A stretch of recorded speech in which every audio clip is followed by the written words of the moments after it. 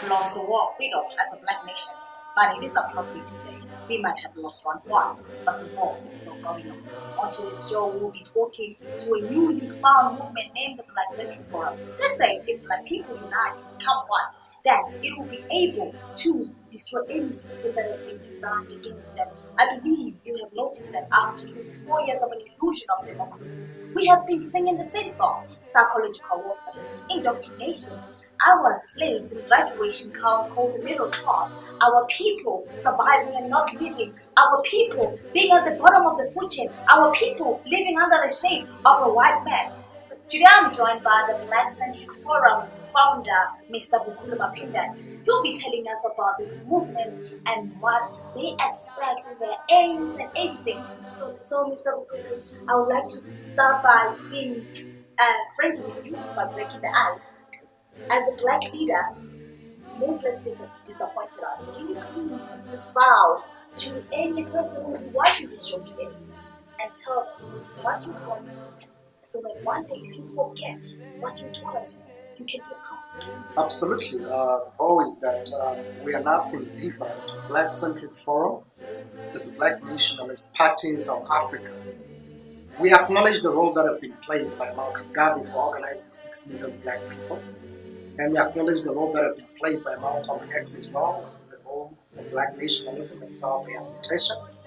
So Black Centric Forum is going to bring about that legacy of organizing black people from every corner. Yes. Brother Vukulu, you are the founder of the movement. Yes. So I want you to please explain to us, how did you come up with the name Black Centric Forum? What does it really mean? First, let's come to a definition of black. You do know that black is a social identity. So with black being a social identity, which means the definition was used to refer to a people who have been dispossessed culturally, intellectually, psychologically, and socially. So although these people are Africans, but the problem with the word Africa is because it has been infiltrated through the infiltration of the Pan-Africanist movement. Even Indians are now calling themselves Africans, including whites. So we thought, okay, well, because we're a black nationalist movement, therefore the movement's name shall be Black Centric Forum. Obviously, centric means it's about black people. It's central. You know, centric is from the word center. Central. So, and therefore, forum, this is a forum because we are trying by all means to bring into question that we are not actually a political organization. People should know that we are a forum, which means we are vanguard for the people's revolution. Firstly, you spoke about black nationalization. We've been having talks about black nationalization. In short, what is that? Because it's been said by political parties and political parties, right? But what is this movement? No, I've never heard anyone talking about black nationalism. No. There's a difference. They are talking about nationalization. Which means nationalization, which means that everything else that belongs to the country shall be owned by the state. For which black nationalism, what it means is that black people have been dispossessed. So now what we are doing, because whites have convinced blacks that they're different, and by so doing they've actually divided black people based on the language one speaks. That's why you have got Zulu people coming from KwaZulu-Natal. You have got Tonga people coming from Guyana. You have got Venda people coming from Venda. You have got Xhosa people coming from the Eastern Cape. Every black person is coming from a different place because they wanted us to become minority groups in our own tribes in order for us to develop tribal nationalism. So now, what is the purpose of black nationalism in that regard? I was to say there's nothing different about you. The same white people who says that you are different because you are from this tribe, when they oppress you, they don't say that you are Xhosa. They oppress you because you're black. They socially discriminate you because you're black. They have dehumanized you because you're black. They've oppressed you and also killed our people for 500 years because they were black. They never said that we have killed more Zulu people, or we have killed more Tonga people, or we have been friends with the Xhosa people. All of us were enemies. So what we're saying, because black people have got tribal arrogance, they've got cultural nationalism. How about we come together because we're a nation of our own? Look at white being a white nationalist. It matters not whether the white person speaks Afrikaans or English. When it comes to white supremacy, all of them benefit. So we're saying, can't black people come together as a functional, rational, and racial group that is able then to have a race-first philosophy? I'm trying to put the movement on part of the black freedom. So how did you come up with the black ideologies that you have in the movement, and what is your movement? Because the number one resource that a human being possesses, in each and every interview, this is exactly what we emphasize, that a human being's mind is the number one resource. In order for you to cry, it comes through the mind. In order for you to fight, your mind processes that energy. And in order for you to run, it comes through what? Your mind. To die also through passes here. So we have understood that blacks' minds in which they reason, the psychology in which they base their livelihood too, has been destroyed by white supremacy. Because what white supremacy have realized is that black people are very strong people who became a public enemy because we introduced civilization. So then I started asking myself questions that how can the people who have introduced civilization to the world now be begging on the streets for the white man to give them a job? Because the white men have taken their mind, the sense of pride and dignity.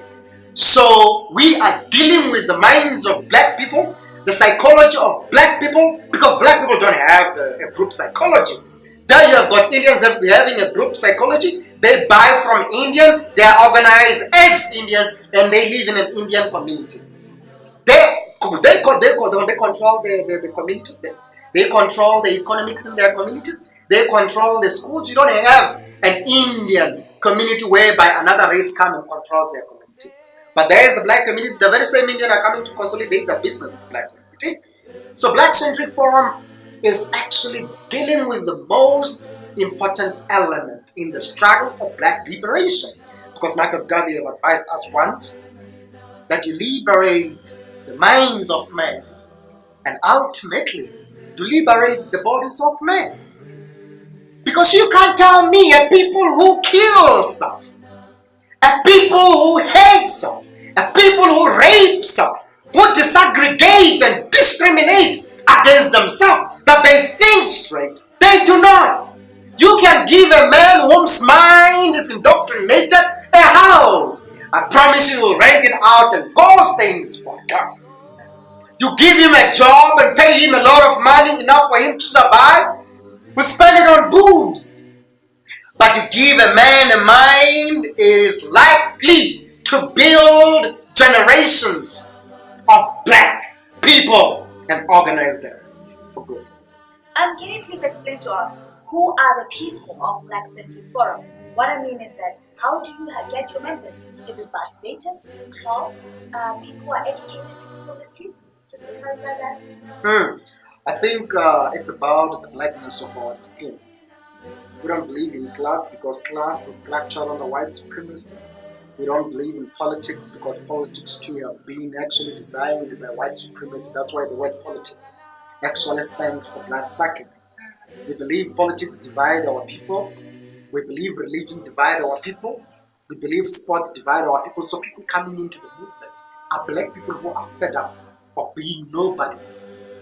A bunch of no good. You know, a black people who are willing to change the black condition. Black people who are willing to sacrifice their time making sure that we create an intergenerational legacy which have been destroyed because for the fact that they had to kill Steve Biko for urging members of his race to love self and protect self. That means there's something in black consciousness. So any black person who believes there's a need for black people to become an organic unit is welcome to come through. No class whatsoever. Can you please explain what those three colors mean, which is the red, the black, and the green color? Because somebody out there might confuse them with other movements, just looking at the Black Panther Party and the BLF. Just to clarify that. Oh yes, so the black, red and green, these are colors which have actually been introduced by Marcus Garvey. Negro Improvement Association, which was formed in 1940. So the purpose of the colors is because Marcus Garvey said that black people do not have a flag of their own that defines their nationalism. wherever they are in the world. So now the colors red, black, and green came about when they said, okay, well, let's have something that speaks to our current struggle, for which is still our current struggle today. The black, of course, represent black peoples all over the world.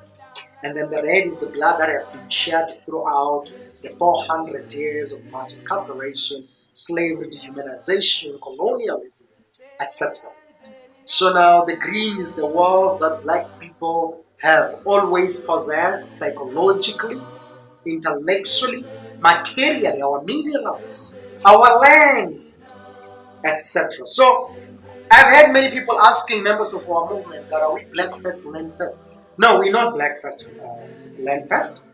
And I'm not saying anything wrong against the movement, but I would like to believe that that movement itself is also inspired by the Black Panther Party.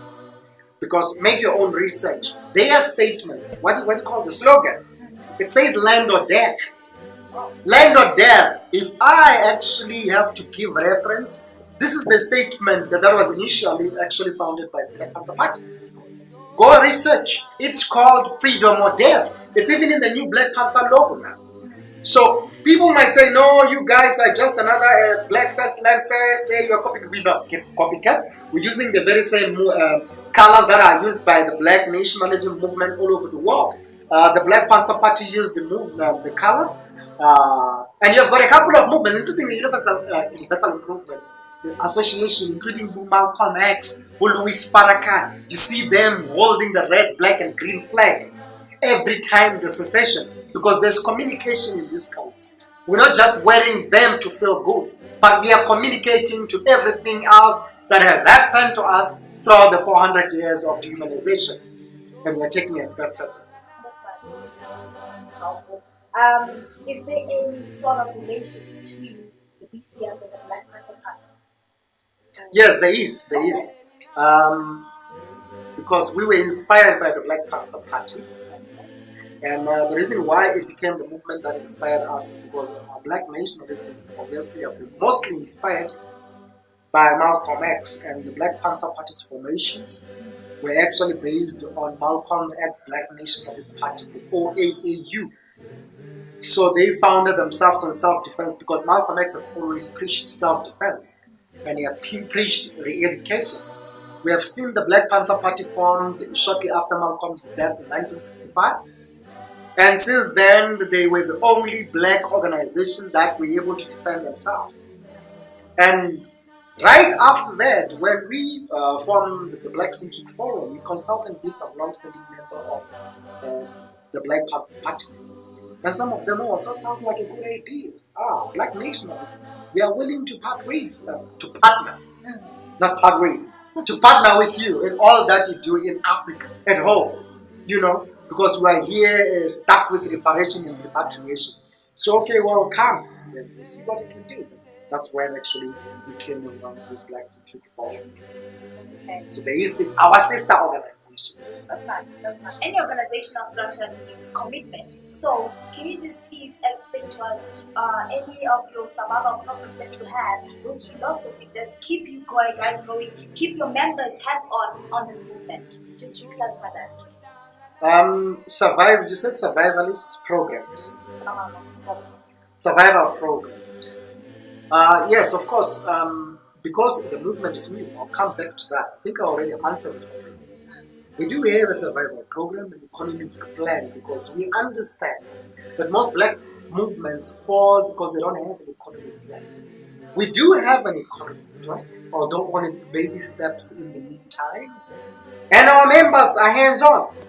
You know, so we do have that, but to us it's not a survivalist program. It's an intergenerational wealth creation. We don't want something that you just survive now and then when you die your family will be found in the street.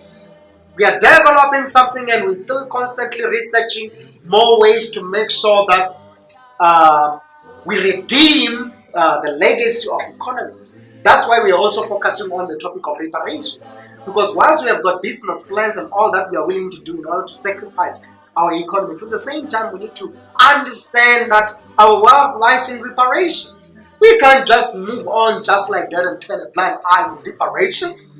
Adolf Hitler killed 6 million Jews. But what happened? They received reparations. More than 400 billion from the world power structure.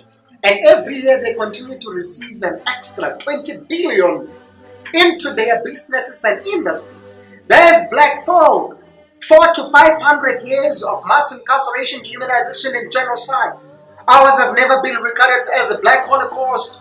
It has never even made it to the world Holocaust. We don't even have a museum that help us reconnect with our black self, with our suffering as victims of the black Holocaust. We need reparations for 400 years of the black Holocaust.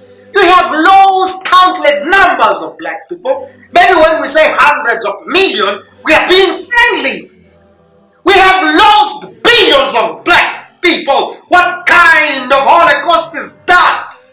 On top of that, you have got in South Africa, the Truth and Reconciliation Commission saying, forgive and forget, move on. And when you come and say, I'm a victim today because I come from a vicious past, my inheritance have been taken by the white man. The white man turn around and say, look at those racist black people. That is actually one of the things we're fighting.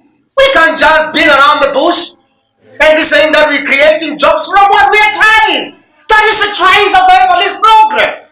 Our number one survivalist program is we're going for the white man and for reparations.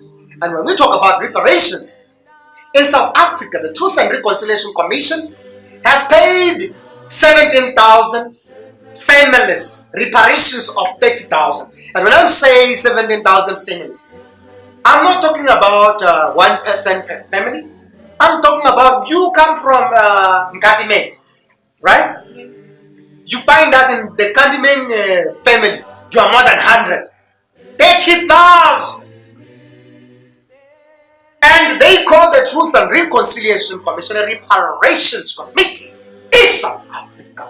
We are going to revisit those files and we are going to reopen the Truth and Reconciliation Commission. I know when we do this, most black people won't even want to come. Because each time we say these things, what about white people? You guys are trying to chase white people out. Oh, so when the white people are crying in times of pain, nobody say a thing about it. But when black people speak from a position of pain, it's almost and always about racism and about what about white people. God damn it! White people have nothing to lose. We're not going to chase white people to Europe. You live in Africa.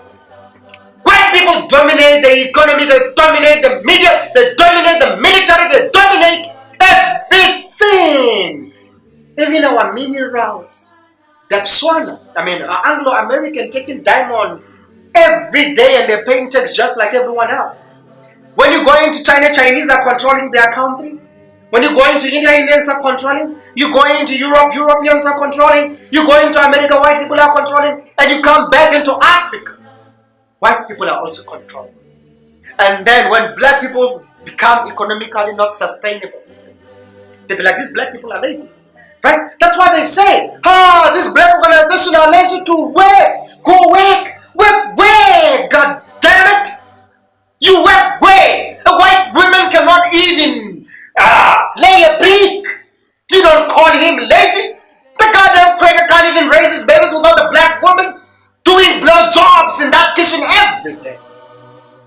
And when we are poor, how deplorable in our own motherland, we are being told that we are lazy. Go to construction companies and so what's working? It's black folk.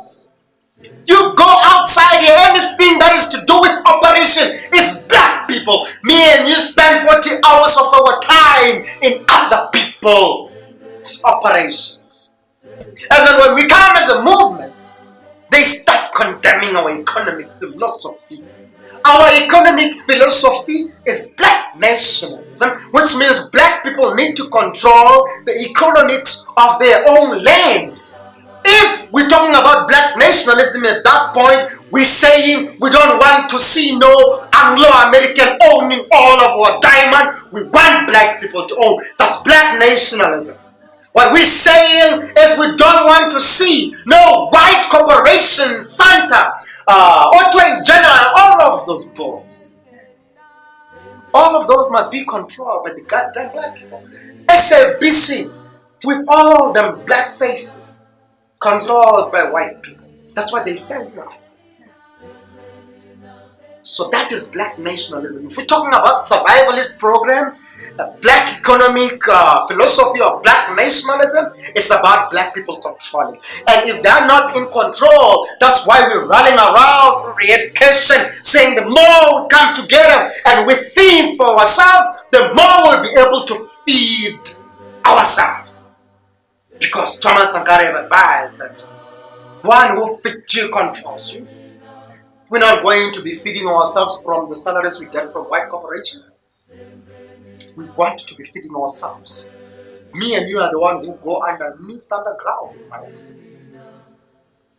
So we want to make sure that we take care of them. Malcolm X and Steve Biko, the likes of them, are really powerful people. As a leader, how do we influence your feelings, your thoughts, and how do we also influence them? Just like in the beginning, we have acknowledged them already. Malcolm X inspires the best in black people because he was the most courageous black person at that time. Not only is he inspiring us, they don't quote him in the ANC, some of your great heroes that you celebrate. I know some of the speeches they said in the 1960s, which were Malcolm X speeches, and some of these speeches are being used as if it's their own here in South Africa. I can call names because he was powerful, he was courageous. That's why you see most of these so-called prisoners were imprisoned in the 60s. They themselves, even when they came out of prison, went to the States and confirmed that Malcolm X was the best in us. So he dealt with the question of black livelihood. Malcolm X became the progenitor of what Marcus Garvey was trying to achieve. He talked about black nationalism. Even our black nationalism philosophy comes from him. They talk about black people taking control of their economics, their philosophies, their ideologies, and all of these things. And then we learn from them. Even the Jewish, there's a recent Jewish research that talks about who spends how many money in their community before it goes to other communities. You know that narrative? Yes. That is Malcolm X's narrative. Yes. So we learn a lot from Malcolm X's courage and also his teachings of black nationalism. And we also learned a lot from Steve Biko because the reason why they didn't like Steve Biko in South Africa is because Steve Biko dealt with an element of fear in black people. And that's what we're doing. Even in the camp. When we had the camp, the point was what? Remove fear. In order to do that, we play documentaries of fearless figures. So that when they speak to you, they remove the element of fear. Because with fear, that's when you get kind of black people. What about white people? Because they know that if you go against the white man, they will drop bombs just like they're doing in Syria. So yes, we're learning the black consciousness philosophy. Of course, we have many saying Steve Biko is the father of black consciousness in South Africa. And since we are driven by those, I think it's one of the most important person, and we will be celebrating him even in this moment. Before we conclude the show, I heard you talking about an initiative that you guys had whereby you submitted a petition to ShopRite about the removal of white doors in black communities. Can you please explain to us how did you go about that and what are your expectations about this initiative? The hopes are not so looking good because you see, anything worth doing is not easy, and we have many blacks who already are condemning us because we're like, okay, you're fighting against the doors? Don't you have something to do? Why don't you do 1, 2, 3, 4? Because why? Black people don't understand the psychology that they are using to say these things. It gives us enough proof to say there's a need for education in South Africa. They're speaking this because this is based on white psyche. How white people want black people to reason. That's why white people are in control of black psyche. So you're saying the things that they will expect you to say. But white people didn't just go in the black community and place those white doors by accident. A shop of more than 5 million black people going in, and therefore it has pictures of white people, and the very same doors that they are putting here are also having movies. on television because they want to control the minds of black people. And what we say, in order for us to deal with white supremacy, the first thing first is to understand white supremacy survives only from black ignorance. And black ignorance is also altered by white psychological remote control. So a doll is not a toy, but it's a transitional object in which the baby psychology becomes the target. So they are playing with psychological remote control of black babies. And what we say with the petition is that let them remove. We're not saying throughout the country. Where black people stay, let the dolls that are sold in that community reflect the population in that community. If it is in the white area, let it reflect the population in that community. And when we say population, we're not talking about these black dolls that they're producing, those that have wear aprons and that nonsense. We don't want them. We want black dolls. Beautiful black dolls that look like yourself. Do you know what I mean? They shouldn't just make... I've seen another strange on Facebook mockery of the black dollars. You saying this is black doll? Are you kidding, my friend? You go to hell. Black people don't look like this. Black people are beautiful. Black is beautiful. And in order to instill race pride, bring about black dolls that looks beautiful, that inspires the best in black people. So that's exactly what we aim to achieve. Self-love for black people, because black consciousness, like you said yourself, this is not all about talking on Facebook. We need to be practical. If this is how we are visible in the black community. If in the black community you start seeing dolls that reflect you, you'll see a lot of black people now doing afros. That's Black Centric Forum for you. We don't want to be seen all the time, handing out things and stuff. We want to be acknowledged psychologically. We will rejoice when black people reflect their blackness through what they do every day. Thank you very much, Brother Vukulu, for your time. Like to say, like a lot, how powerful the mind is and how it is important for our black people so they can get that power, because we really need it. We've been under the shade of a white man for real. So we love you, Jacob. My name is Thekgo Nkadimeng, and that is the Black Centric TV. Senzeni na,